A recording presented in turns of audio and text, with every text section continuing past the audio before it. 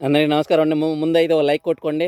రే లలిత్ కుమార్ యాదవ ఒకసారి మా పరమ గురువుని చూడరా, మామూలు గురువు కాదురా, సద్గురుగా సమర్థ సహస్రార స్థితిలో ఉన్న గురువు. ఏకకాలంలో షిరిడి సాయి సర్వదేవతలు ఉంటారా.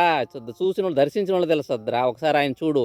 ఆయనకుండే క్రౌడ్ కాదు, ఏమి వెనకాల తిరిగేవాళ్ళు కాదురా. ఆయన పవర్ రా, ఆయన కనుల నుంచి ప్రవహించే ఆ ప్రేమతత్వం, ఆ ఏకత్వం, ఆ ఆత్మస్థితి రా.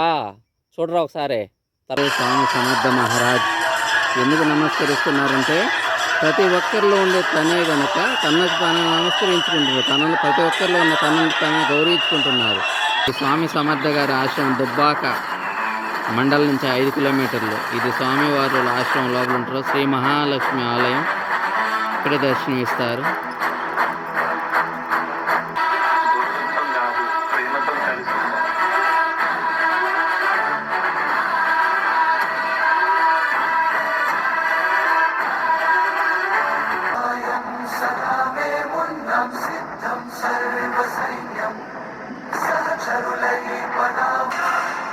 ప్రతి అడుగులో నీ స్మరణ పరమానందమే.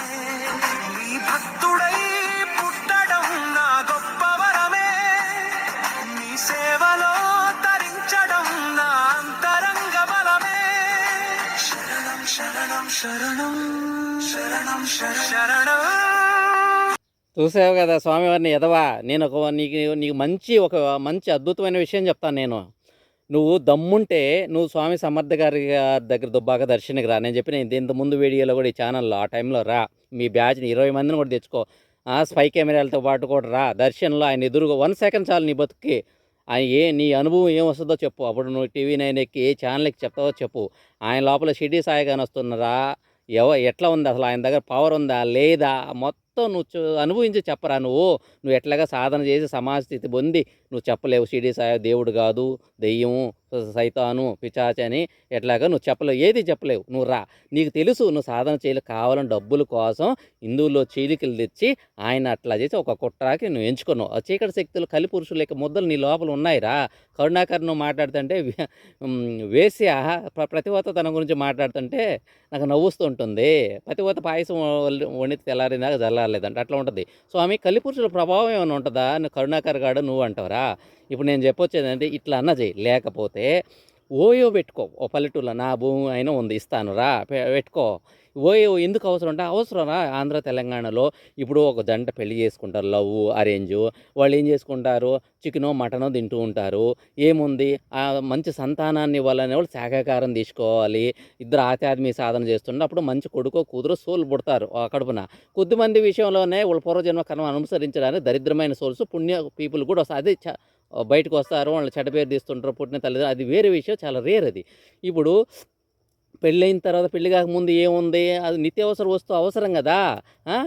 ఇది వాంచుకొనే సరిపోతుంది కదా జనాలకి. ఏముంది, ఈ చిన్నపిల్లలలో ఒకరు వయసు అంటే కొంచెం ఊహ తెలుస్తాను ఏం చేస్తారో, ప్రతి అమ్మాయి కాడ అబ్బాయి కాడ స్మార్ట్ ఫోన్ ఉంటుంది. ఇన్స్టాగ్రామ్ బూత్ వీడియోలు, గూగుల్ అన్నీ చూస్తుంటారు. అప్పుడు వరకు వాళ్ళ ఎనర్జీ ముడ్డి కింద నుంచి ప్రాణశక్తి వెన్నుపోసకుండా పైకి ప్రవహించేది కిందికి ప్రవహిస్తూ ఉంటుంది. కిందికి ప్రవహిస్తున్నప్పుడు తల్లిదండ్రులకు, టీచర్స్కి ఎవరికి అవగాహన ఉండదు. వాళ్ళ లోపల హార్మోన్స్ వ్యవస్థ ఇన్బ్యాలెన్స్ అయ్యి సిగ్గు, బిడియం, మొటిమలు రావడం, త్వరగా పెద్ద మనిషి కావడం, మీసాలు గడ్డరాలు రావడం జరుగుతుంది. తర్వాత ఏమవుతుంది, నేను ఎక్కడి నుంచి ఎక్కడికో పోవట్లేదండి, సందర్భం సార్ మాట్లాడుతున్నాను. ఓకే, ఏమవుతుంది, ఆ ఎనర్జీ ఇలా స్ప్రెడ్ అవుతుంటుంది కదా, పై నుంచి కిందికే అంటే ఇలా స్ప్రెడ్ అవుతుంటుంది. అప్పుడు ఏమవుతుంది, వాళ్ళ లోపల శృంగార కోరికలు ఏర్పడతాయి. వాళ్ళ లోపల అమ్మాయి లోపల పురుషతత్వం ఉండాలి, అది లేదు. పురుషుడి కోసం ఎంపర్లాడుతుంది. అబ్బాయి లోపల స్త్రీతత్వం తక్కువ. ఆ స్త్రీతత్వం బ్యాలెన్స్ చేసుకోవడానికి దానికి ఏం కావాలా, ఒక అందమైన కథగల ప్రేమ, ఇష్టం, లవ్, పువ్వు కావాలా. ఏముంది, 7వ తరగతి 10వ తరగతి నుంచే శృంగారం. స్కూల్లో టీచర్స్, స్టూడెంట్స్ కదే, అది నీకు తెలిసి నాకు తెలిసింది. కాలేజ్ స్థాయిలో చెప్పక్కర్లా. కాబట్టి నువ్వు ఓయో పెట్టుకున్నావు అనుకో, నీకు రోజు కొన్ని ల్యాక్స్ వస్తాయిరా. పల్లెటూరులో నా భూమి ఉంది ఇస్తారా. ఓయో పెట్టుకున్నావు అనుకో, ఇప్పుడు మొగుడు చచ్చిన వాళ్ళకి, భార్య చని వాళ్ళకి అందరికీ పనికి వస్తుందిరా. రోజు కొన్ని ల్యాక్స్ వస్తాయి, కొన్ని థౌజండ్ పర్ డేకి కనీసం 1 lakh సంపాదిస్తారు నీలాంటి వాళ్ళు, 10 lakhs కూడా సంపాదిస్తారు. దాంతో నువ్వు రాయల్గా జీవించవచ్చురా. ఆ పని చేసుకోరా. ఇది ఏం పని, ఒక హిందువుగా ఉండి ప్రజలను మూర్ఖులను చేసి యూట్యూబ్ ఛానల్ ఒకటి పెట్టి 4 లక్షల మంది సబ్స్క్రైబర్ పెట్టి నీ 4 లక్షల సబ్స్క్రైబర్లో నువ్వు ఆధ్యాత్మిక నపుంసకులు అంటానురా. హిందువుల్లో, ముస్లిమ్స్లో, క్రైస్తవులు 4 కేటగిరీస్ పీపుల్ ఉంటారు. మీరు ఒకటి నీచ మానవులు, 2 పంది మానవులు, అదే నీచ హిందువులు, పంది హిందువులు, హిందువు, దేవ హిందువు, ఇట్లా ఉంటారన్నమాట. సేమ్ ముస్లిమ్స్, సేమ్ క్రైస్తవ, ఇట్లా నిర్వచనం చేసుకోవచ్చు. 4 చైతన్య స్థాయిలో నీచ మనిషి, పంది మనిషి, మనిషి అయిన మనిషి, దేవ మనిషి, ఇలా అనమాట. మనిషి అయిన మనిషి అంటే ఎవరు? అబ్దుల్ కలాం వీళ్ళు వస్తారనమాట. ఓకేనా? ఇప్పుడు ఈ విధంగా బ్రతుకుతున్నప్పుడు నీకేమొస్తుంది? ఇప్పుడు హిందూ సంస్థ నుంచి విరాళాలు సేకరించడం, ఆఫీసులని, హిందూ సభలను పెట్టడం, సబ్స్క్రైబర్ నుంచి డబ్బులు ఫోన్పే, గూగుల్ పే అడుక్కోవడం, తీసుకోవడం, నీ లోపల పాప పురుషుడు ఎక్కువైపోయి నిన్ను ఒకరోజు యాక్సిడెంట్లు గురి చేసి చంపడం ఉంటుంది, నీకు క్యాన్సర్ ఇవ్వడం ఉంటుంది, చాలా జన్మలు నికృష్టంగా ఉంటుంది. అది పాపకర్మ ఎవరెంత తీవ్రంగా చేస్తారో, పుణ్యకర్మ అంటే సత్కర్మ అయినా అదే వేగంగా ఆ లైఫ్లో వస్తుంది. ఓకేనా? ఈ విధంగా ఉంటుంది. ఏమిరా బతుకపోతే నువ్వు అదే బతుకుపోతావు. నీకు మూర్ఖులు లేస్తే జై శ్రీరామ్, జై సనాతన ధర్మ, నువ్వేంద్ర వద్దులేదే. ఒక దత్తభక్తుడు అమ్మను పట్టుకొని నేను సంభోగిస్తానంటావురా నువ్వు. వాడు వైపును పట్టుకొని నేను సంభోగిస్తానన్న ఎదవా. వాడు నీకు వద్దిపాటిగాడు కర్దించబల్ల, ఓడు బాపనోడు, ఓడు నీకు గురువు, నువ్వు ఓడికో శిష్యుడి. వాడు కూడా అంతే. సాయిబాబా ఇక్కడ అలా అనకూడదురా అని చెప్పడు. ఓల్డ్ ఆశ్రమంలో మాత్రం ఏలూరులో ప్రాణపీఠం సాయిబాబా గుడి, డబ్బులు కావాలా ఇక్కడ ఖండించు. సేమ్ ఇదే బాపతి, ఇదే చండాల శర్మ కూడా అంతే. ఫారిన్లో, విదేశాల్లో సాయి భక్తుల నుంచి డబ్బులు కావాలి, మళ్ళీ సాయిబాబాని అవైదికము. ఎట్లారా? ఇప్పుడు నేను నా వీడియోస్లో చెప్తుంటాను, ఒక సిద్ధ గురువు అనాథ చక్రస్థితి ఫస్ట్ లెవెల్, ఇది సెకండ్ లెవెల్, దీని నుంచి ఇది ఈ లెవెల్ ఎక్కువ. ఇతను పట్టుకోలేడు, ఇతను పట్టుకోగలడు. ఓకేనా? ఇక్కడ ఉన్న స్థితి గురువు ఏంటి, ఇంకా మహాగురువు ఓ లెవెల్, ఉండే సిద్ధుల పవర్స్ వేరు. ఇక్కడ ఉండే ఈ గురువు గురించి ఇక్కడ ఉండే గురువుకి అర్థం కాడు. ఇతను అర్థం అవుతాడు, ఇతనికి అర్థం. ఇక్కడ ఉండే గురువు సహస్రార స్థితి గురువు అంటే ఏంటి, సమర్థ సహస్రార అవధూత అంటే ఏంటి, భగవంతుడితో సమానం, సాక్షాత్ అన్లిమిటెడ్ పవర్స్తో ఉండి ఇక్కడ వాడు కనుక్కోలేడు. ప్రవచనకర్త ఇవిడు మణిపూర చక్రంలో ఉండేవాడు, కింద బొడ్డులో ఉండేవాడు ప్రవచనకర్త. పండిత పుత్రాలు ఎట్లా సర్టిఫికేట్లు ఎందుకురా? నీకుగా నాకు కానీ షిరిడి సాయి ఎందుకు సర్టిఫికేట్లో? ఈ జనాలు ఏంటంటే అల్లా అని చెప్తే, అరే నేనేం చెప్పొచ్చేది ఏంటంటే, నువ్వు చావడానికి రెడీగా ఉన్న నీ ఫాలోవర్స్, నువ్వు యాక్సిడెంట్లో క్యాన్సర్తో పిచ్చి బట్టి చావడం తదాస్తు.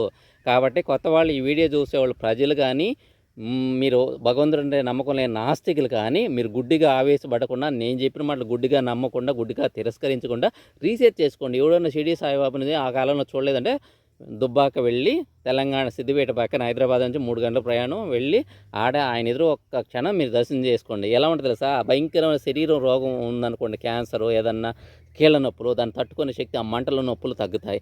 మానసికంగా మీ లోపల మీరు సతమవుతూ అయిపోతున్నారు, మీ లోపల మీద కృషించి దుఃఖపడుతూ టెన్షన్, భయంతో వణుకుతున్నారా, దాని నుంచి రిలాక్సేషన్ వస్తుంది. వితిన్ సెకండ్లో, గంటలో కాదు. ఎమోషనల్ అయిపోతున్నారు, విపరీతంగా వేరే వాళ్ళు కొట్టాలా, చంపాలా, లేకపోతే నీకు ఎన్నో చేయాలనిపిస్తుందా, ఇది శాంతిస్తుంది అర సెకండ్లో. ఆర్థిక ఇబ్బందుల వల్ల తీవ్రంగా ఇబ్బంది పడుతున్నావా? నీకు ఆర్థిక ఇబ్బందుల పరిస్థితుల్ని తట్టుకునే శక్తిని మెంటల్గా, ఎమోషనల్లీ ఇవ్వడం, ఫిజికల్గా ఆ పరిస్థితులు మార్చడం, ఏ వ్యక్తులు గుండా అయితే ఆ వ్యక్తులు గుండా సరిచేయడం, కొంచెం టైం తీసుకునే జరుగుతుంది అనమాట. ఇట్లా ఆధ్యాత్మికంగా నీకు అసలు భగవంతుడి యొక్క ప్రేమ ఏంటంటే చూడొచ్చు. నువ్వు శివుడిని చూడలేదా? శివుడి యొక్క ప్రేమ ఉంటుంది. పార్వతీదేవి ప్రేమ ఎలా ఉంటుంది? పార్వతీదేవితో నీతో మాట్లాడితే ఎలా ఉంటుంది? శివుడు నీకు దర్శనమిస్తే ఎలా ఉంటుంది? ఆ ప్రేమను ఆయన ఇవ్వగలడు. అంతేగాని అందరిలా ప్రవచనం చెప్పే గురువు ఏం కాదు. ఆయన నీ గురువుని, భగవంతుడిని కూడా ఈ జన్మలో నేను చెప్పుకోవట్లేదు. నేను మీలో ఒకడిని, మీలాగానే వచ్చాను, మీలాగానే వెళ్తాను, నన్ను ఉన్నప్పుడే ఉపయోగించుకోండి, నేను వెళ్ళిన తర్వాత కాదు అని చెప్తుంటారు. ఆయన కొన్ని లక్షల మంది, కోట్ల మంది అని నేను చెప్పి, కొన్ని లక్షల మంది ఆయన దర్శనం చేసుకుని ఉన్నారు. వాళ్ళలో ఆయన శిష్యులు వేల మంది ఉన్నారు. నేను ఆయన భక్తుడినే కాదు, ఆయన శిష్యుడినే కాదు, ఒక 100 పీపుల్ నేను అనుభవించాను. ప్రతి ఓడు గురువు శిష్యుడు కాదు. లలిత్ కుమార్, నువ్వు చావడానికి సిద్ధంగా ఉంటే ఇట్లానే కొనసాగు. లేదు ఇంకోలాగా సంపాదన అంటే ఓయో పెట్టుకో. లేదు నేను నిజం సత్యం తెలుసుకోవాలంటే స్వామి సమర్థ గారి దగ్గర నీ షిరిడి సాయిబాబా, ఆంజనేయ స్వామి, షిరిడి సాయిబాబా దర్శనం అవుతుంది. ఓకే, తదాస్తు. జై గురుదత్త. ఉంటాను. నమస్తే.